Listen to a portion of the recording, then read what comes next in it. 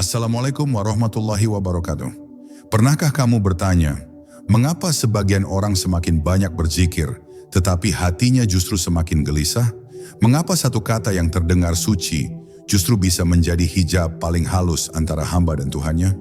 Ada satu sebutan yang sering diucapkan dengan penuh semangat, namun jarang dipahami dengan penuh kesiapan. Kata itu pendek, sangat pendek, tetapi bebannya lebih berat dari seluruh isi dada manusia. Video ini bukan untuk semua orang. Jika kamu masih mengira zikir hanya soal mengulang bunyi, mungkin kamu akan merasa tidak nyaman. Karena ada satu rahasia yang jarang disampaikan. Tidak semua nafas layak membawa nama tertentu. Dan jika ia diucapkan terlalu dini, yang hadir bukan kedekatan, melainkan jarak yang semakin halus. Dengarkan sampai akhir. Karena mungkin selama ini bukan zikirmu yang kurang, melainkan nafasmu yang belum siap menerimanya. Bab 1. Pintu yang tidak boleh dibuka sembarangan. Ada satu kata yang sering dianggap ringan, padahal ia lebih berat dari gunung dan lebih halus dari desir angin malam. Sebuah kata yang lahir dari dada para arif, bukan dari lidah orang yang tergesa-gesa. Kata itu adalah hu. Banyak yang mengucapkannya karena terdengar indah, mistis, seolah membawa seseorang langsung ke hadirat ilahi. Namun tahukah engkau, tidak semua nafas layak menjadi kendaraan bagi kata itu. Tidak semua hati siap menampung getaran yang dikandungnya. Karena hu bukan sekadar bunyi, ia adalah alamat dan tidak semua jiwa tahu kemana ia akan dibawa.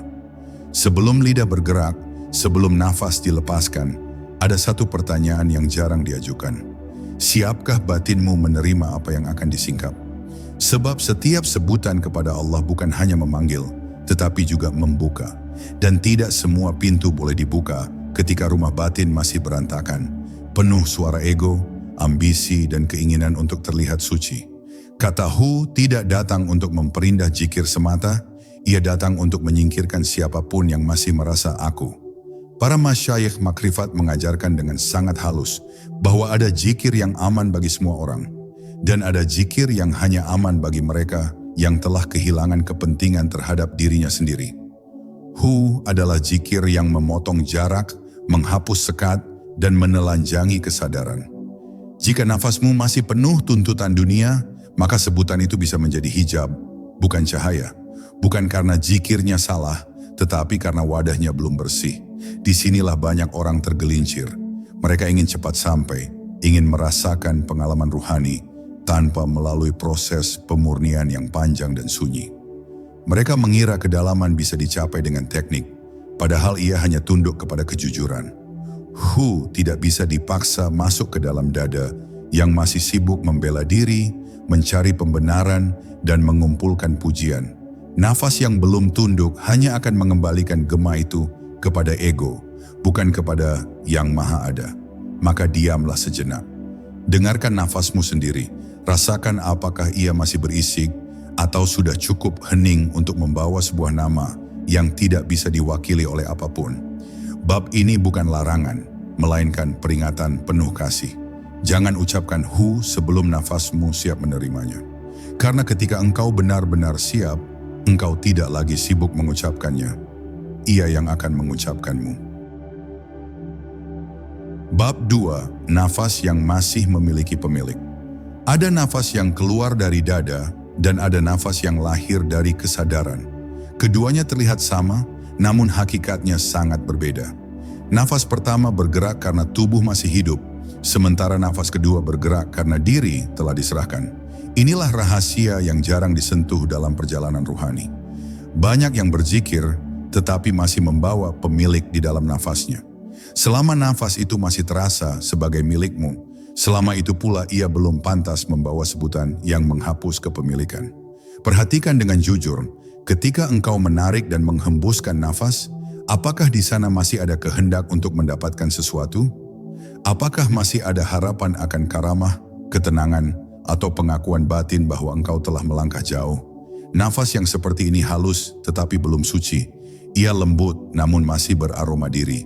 Dan zikir yang ditumpangkan di atas nafas semacam itu hanya akan berputar di langit kesadaran yang rendah, tidak pernah menembus kehadiran-kehadiran. Para arif tidak tergesa-gesa dalam menyebut nama. Mereka terlebih dahulu duduk lama di hadapan kejujuran, sampai tidak ada lagi yang ingin dicapai.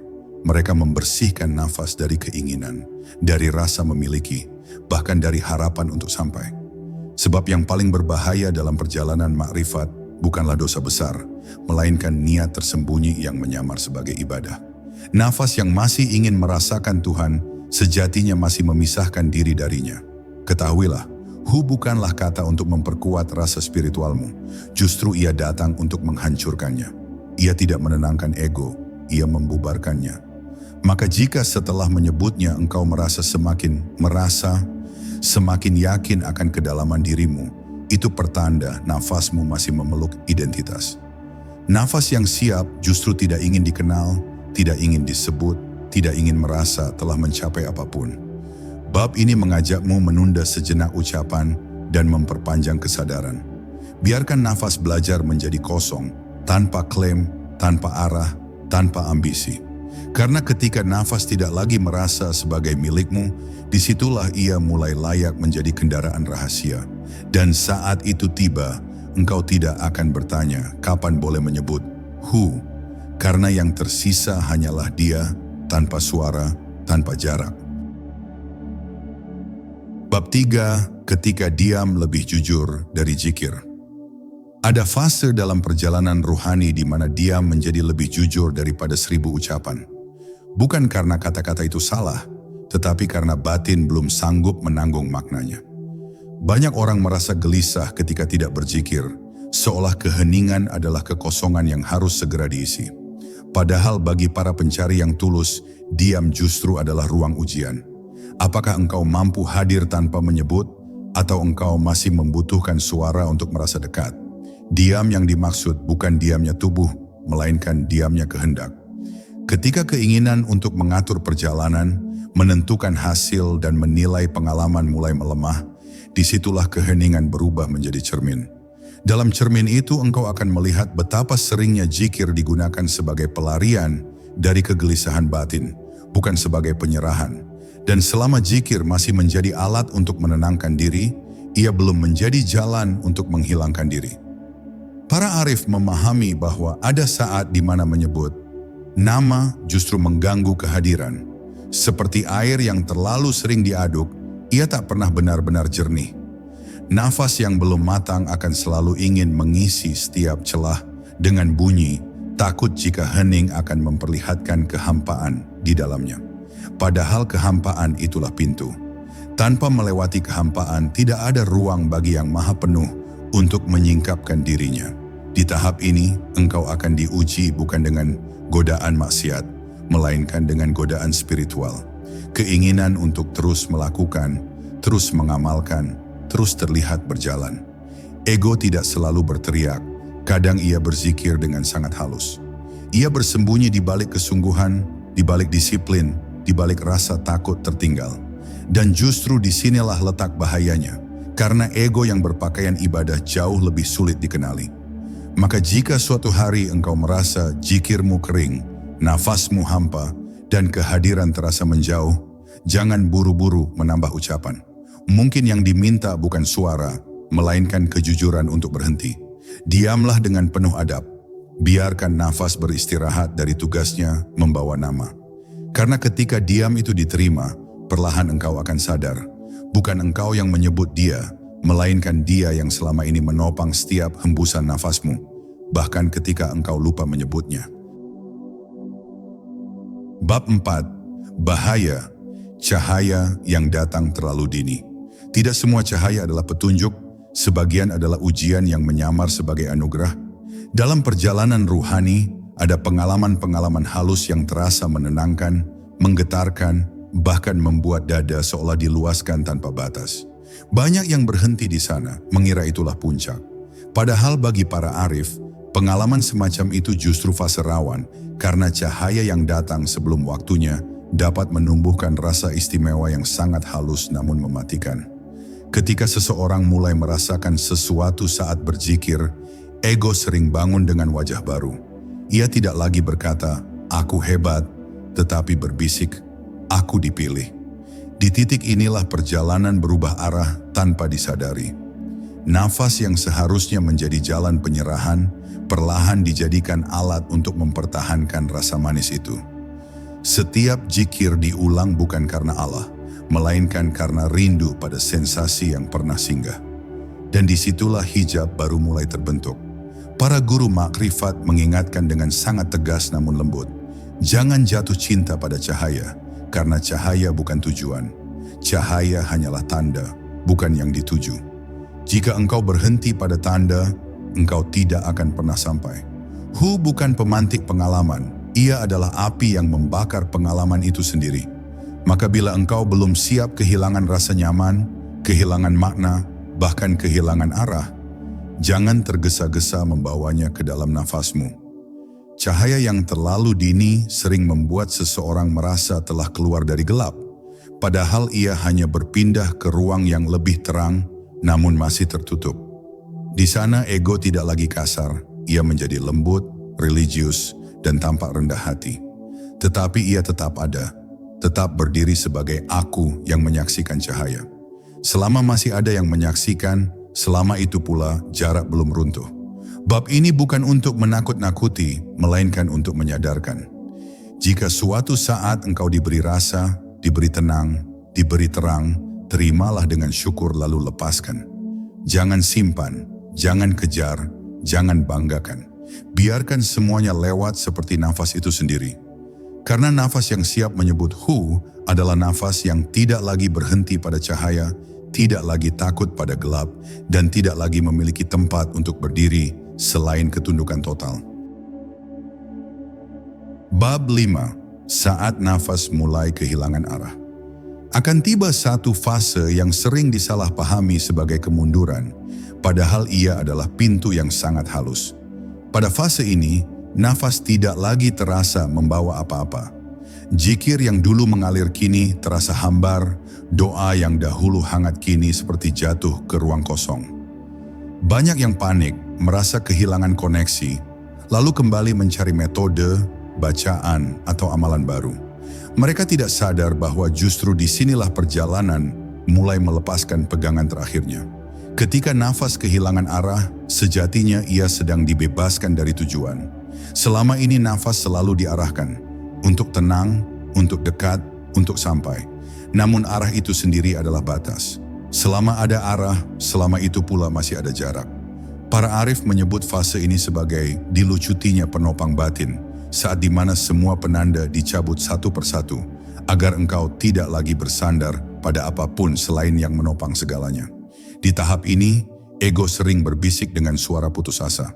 Ia berkata bahwa engkau telah salah jalan, bahwa kesungguhanmu sia-sia, bahwa Allah menjauh. Padahal yang sedang terjadi justru sebaliknya. Engkau sedang didekatkan dengan cara yang tidak bisa dipahami oleh rasa. Nafas tidak lagi diberi manis agar engkau tidak bersandar padanya. Zikir tidak lagi diberi getar agar engkau tidak berhenti di sana. Semua dikosongkan agar tidak ada lagi tempat berlindung selain penyerahan. Banyak yang gagal bertahan di titik ini karena mereka masih membutuhkan tanda. Mereka ingin diyakinkan, ingin ditenangkan, ingin diberi pegangan. Padahal fase ini menuntut keberanian yang sunyi. Berani berjalan tanpa bukti, berani bernapas tanpa makna, berani hadir tanpa rasa. Inilah ujian keikhlasan yang paling dalam, ketika engkau tetap setia meski tidak mendapatkan apa-apa selain kehampaan. Jika engkau mampu bertahan, jika engkau tidak lari, tidak menuntut dan tidak mengisi kehampaan itu dengan klaim baru, maka sesuatu akan berubah tanpa bisa dijelaskan. Nafas akan tetap keluar masuk, tetapi engkau tidak lagi merasa sebagai pelakunya. Dan disitulah rahasia mulai mendekat. Karena Hu tidak pernah datang kepada nafas yang sibuk mencari arah. Ia hanya hadir ketika nafas telah rela tersesat dan kehilangan dirinya sepenuhnya. Bab 6. Hancurnya pusat aku. Pada suatu titik yang tidak bisa dijadwalkan, tidak bisa diusahakan, dan tidak bisa dipercepat, sesuatu yang selama ini terasa sangat nyata mulai retak dari dalam. Bukan tubuh, bukan pikiran, melainkan pusat rasa aku yang selama ini diam-diam memegang kendali. Retakan ini tidak selalu disertai tangis atau ekstasi, justru sering datang sebagai kelelahan yang sunyi, seolah batin berkata, "Aku tidak sanggup lagi mempertahankan diriku sendiri." Dan disitulah awal dari kehancuran yang penuh rahmat. Hancurnya pusat aku bukan berarti lenyapnya fungsi hidup, melainkan runtuhnya klaim kepemilikan. Engkau masih berjalan, berbicara dan bernapas, tetapi ada jarak yang hilang antara pelaku dan perbuatan. Nafas tetap keluar masuk, namun tidak lagi terasa berasal dari keputusanmu. Ia mengalir tanpa meminta izin, tanpa menunggu niat. Dan justru karena itulah, ia menjadi jujur. Nafas tidak lagi membawa identitas, ia hanya menjalankan kehendak yang menghidupkan. Di fase ini, zikir tidak lagi terasa sebagai amalan. Ia tidak dimulai dan tidak diakhiri. Kadang tidak terdengar, kadang tidak terucap, namun kehadiran terasa tanpa bisa ditunjuk.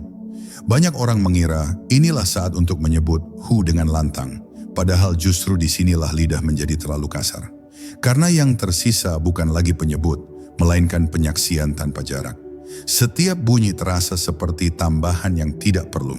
Ego sering mencoba bangkit kembali dengan cara yang sangat licik. Ia berbisik, "Ini sudah dalam, ini sudah tinggi." Namun bisikan itu terdengar asing, seperti suara dari ruangan yang sudah lama ditinggalkan. Ketika pusat aku runtuh, pujian dan penilaian kehilangan pijakan. Tidak ada lagi yang merasa lebih suci, lebih dekat, atau lebih tahu. Yang ada hanyalah keheningan yang tidak menuntut penjelasan. Bab ini adalah wilayah yang tidak bisa dipamerkan dan tidak bisa diajarkan dengan kata-kata. Jika engkau mencarinya, engkau akan menjauh. Jika engkau membicarakannya, engkau akan kehilangan rasanya. Karena kehancuran aku bukan pencapaian, melainkan kegagalan total dari semua upaya menjadi siapa-siapa. Dan hanya nafas yang telah gagal menjadi miliknya sendiri, yang kelak mampu menerima apa yang tidak bisa dinamai, bahkan dengan sebutan hu. Bab 7, ketika nafas tidak lagi bertanya.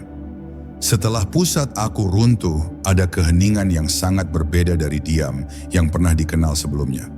Ini bukan diam yang menunggu jawaban, bukan pula sunyi yang berharap disinggahi makna. Ini adalah diam yang selesai bertanya. Nafas tetap keluar dan masuk, namun tidak lagi disertai rasa ingin tahu tentang kemana ia menuju. Seolah seluruh pertanyaan yang dulu memenuhi dada, luruh tanpa perlu dijawab.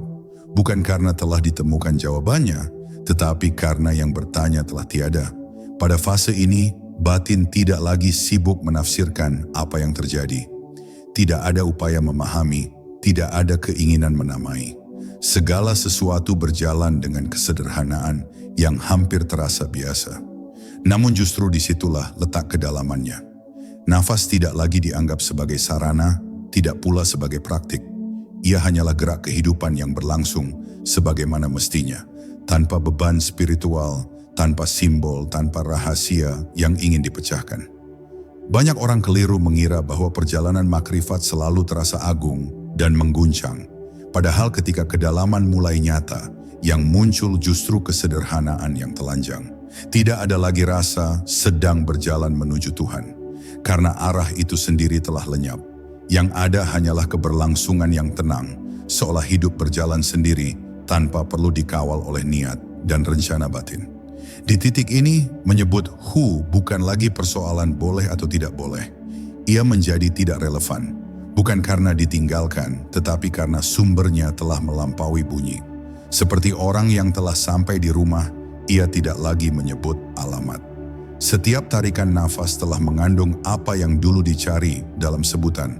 Setiap hembusan telah membawa kehadiran tanpa perlu dipanggil.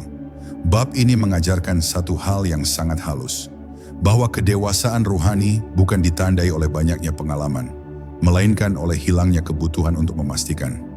Ketika nafas tidak lagi bertanya, ketika batin tidak lagi mencari legitimasi, disitulah engkau paling dekat tanpa merasa dekat. Dan mungkin, hanya mungkin, disitulah makna sejati dari hu mulai hidup tanpa pernah diucapkan. Bab 8, nama yang menghapus penyebut. Ada nama yang jika diucapkan akan menambah identitas, dan ada nama yang jika hadir akan menghapusnya. Hu termasuk yang terakhir. Ia bukan nama untuk dikenali, melainkan isyarat bagi sesuatu yang tidak bisa ditunjuk. Maka ketika kesadaran telah cukup jernih, penyebutan itu tidak lagi berfungsi sebagai panggilan, melainkan sebagai lenyapnya jarak antara yang memanggil dan yang dipanggil. Di titik ini, nama tidak lagi berdiri sebagai bunyi, tetapi sebagai pemusnah penyebut. Bagi yang belum sampai, nama terasa seperti alat. Namun bagi yang telah dilebur, nama adalah batas terakhir yang harus runtuh. Setiap kali lidah ingin bergerak, ada kesadaran yang menahannya, bukan karena takut, tetapi karena tahu bahwa apa yang hendak disebut tidak membutuhkan perantara. Seperti cahaya yang tidak perlu diumumkan kehadirannya, ia sudah menerangi bahkan sebelum disadari. Di fase ini, seseorang sering tampak biasa di mata manusia. Tidak ada aura yang ditonjolkan, tidak ada bahasa tinggi yang digunakan, tidak ada gestur spiritual yang dipamerkan. Namun di balik kebiasaan itu, ada keheningan yang tidak terganggu oleh hiruk-pikuk dunia. Nafas berjalan di tengah aktivitas tetapi tidak pernah terlepas dari sumbernya. Dunia datang dan pergi, namun tidak pernah benar-benar masuk. Para arif menyebut keadaan ini sebagai fana yang berkelanjutan. Bukan hilang sesaat, lalu kembali membawa cerita, melainkan hilang yang tidak merasa hilang. Tidak ada klaim, tidak ada pengalaman untuk dibagikan. Bahkan jika ditanya, mereka akan diam atau berbicara seadanya, karena bahasa tidak lagi menjadi tempat tinggal kesadaran mereka. Bab ini bukan undangan untuk meniru, melainkan peringatan untuk tidak berhenti terlalu cepat. Jika engkau masih merasa sebagai penyebut, jika engkau masih merasa memiliki kedalaman, maka nama itu masih bekerja sebagai hijab. Karena hakikat hu bukan membuatmu merasa dekat dengan Tuhan, melainkan menghapus siapapun yang merasa dekat. Dan hanya ketika penyebut lenyap, barulah nama itu tidak lagi terdengar, namun sepenuhnya hadir. Bab 9. Kembali ke dunia tanpa kembali. Setelah segala sesuatu luruh, setelah pusat aku hancur, setelah nama kehilangan bunyinya, kehidupan tidak berhenti. Justru ia berjalan seperti biasa, namun tanpa beban yang dulu menyertainya. Inilah rahasia yang jarang disadari. Puncak perjalanan bukanlah keluar dari dunia, melainkan kembali ke dunia tanpa pernah benar-benar meninggalkannya. Tubuh tetap di sini, peran tetap dijalani, namun batin tidak lagi terikat oleh apapun yang terjadi. Di fase ini, seseorang makan tanpa kerakusan, berbicara tanpa ingin menang, dan diam tanpa ingin terlihat bijak. Segala sesuatu dilakukan seperlunya, tidak lebih, tidak kurang. Nafas bergerak di tengah aktivitas, namun tidak terseret oleh hiruk-pikuknya. Dunia menjadi tempat pengabdian, bukan ladang pembuktian. Setiap peristiwa diterima sebagai bagian dari gerak yang satu, tanpa harus diberi makna tambahan. Banyak yang menyangka bahwa orang yang telah dalam akan selalu tenggelam dalam keheningan. Padahal justru sebaliknya, ia sangat hadir. Ia mendengar lebih jernih, melihat lebih jujur, dan merasakan lebih utuh. Namun kehadiran itu tidak disertai keterikatan. Ia hadir tanpa menggenggam, ia mencintai tanpa memiliki. Ia bergerak tanpa merasa sebagai penggerak. Disinilah adab menjadi sangat penting. Karena ketika batin telah kosong, setiap tindakan menjadi cermin langsung dari apa yang hadir di dalam. Tidak ada lagi ruang untuk berpura-pura. Kehalusan atau kekasaran akan langsung terpancar, bukan dari niat, tetapi dari keadaan. Maka orang-orang yang benar-benar sampai tidak sibuk berbicara tentang makrifat, karena seluruh hidupnya telah menjadi bahasa. Bab ini menutup satu lingkaran besar, dari pencarian menuju kehancuran, lalu kembali ke kesederhanaan. Nafas tetap berhembus seperti biasa, namun tidak pernah lagi terlepas dari sumbernya. Dan disitulah rahasia terbesar tersembunyi, bahwa engkau tidak pernah pergi, tidak pernah datang, dan tidak pernah perlu menyebut apapun untuk menjadi dekat. Karena sejak awal engkau telah berada di dalamnya, tanpa jarak, tanpa nama, tanpa suara. Bab 10. Nafas yang telah sampai sebelum berangkat. Pada akhirnya, perjalanan ini mengantarkan pada sebuah kesadaran yang nyaris tak bisa disebut sebagai pencapaian. Karena yang disadari bukan sesuatu yang baru, melainkan sesuatu yang sejak awal tidak pernah pergi. Nafas yang dulu dicari jalannya, kini diam-diam telah sampai tanpa pernah merasa berangkat. Tidak ada lagi kisah panjang tentang proses, tidak ada lagi garis waktu antara sebelum dan sesudah. Yang ada hanyalah keberlangsungan yang utuh, tanpa pusat, tanpa pinggir. Di tahap ini, seseorang tidak lagi merasa sedang menjaga nafas atau mengawasi kesadaran. Semua upaya itu telah gugur dengan sendirinya. Nafas tidak dikendalikan, tidak diolah, tidak diarahkan. Ia bergerak sebagaimana laut bergerak mengikuti bulan, tanpa perintah, tanpa rencana.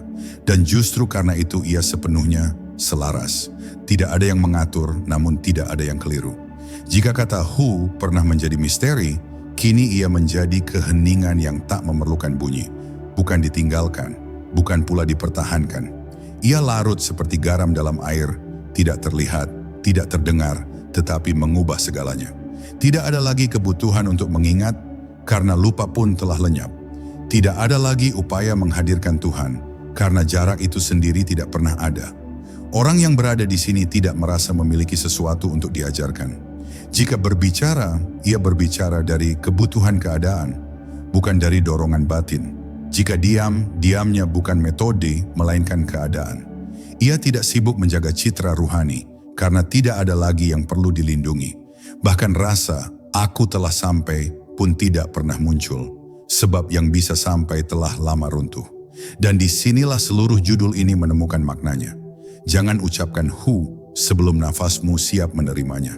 Karena ketika nafas itu benar-benar siap, engkau akan memahami sesuatu yang sangat sunyi, namun pasti, bahwa Hu tidak pernah menunggu untuk diucapkan. Ia telah berhembus dalam nafasmu sejak sebelum engkau mengenal dirimu sendiri. Dan saat itu disadari, perjalanan pun selesai, tanpa pernah benar-benar dimulai. Sebelum video ini berakhir, ingatlah satu hal dengan jujur dan tenang. Tidak semua jalan harus ditempuh dengan langkah, dan tidak semua kedekatan harus dipanggil dengan suara. Jika hatimu masih belajar hening, biarkan ia hening. Jangan tergesa menyebut apa yang belum siap engkau terima. Semoga setiap nafas kita dijaga adabnya, dilapangkan kesadarannya, dan dipertemukan dengannya tanpa jarak, tanpa klaim, tanpa suara. Wassalamualaikum warahmatullahi wabarakatuh.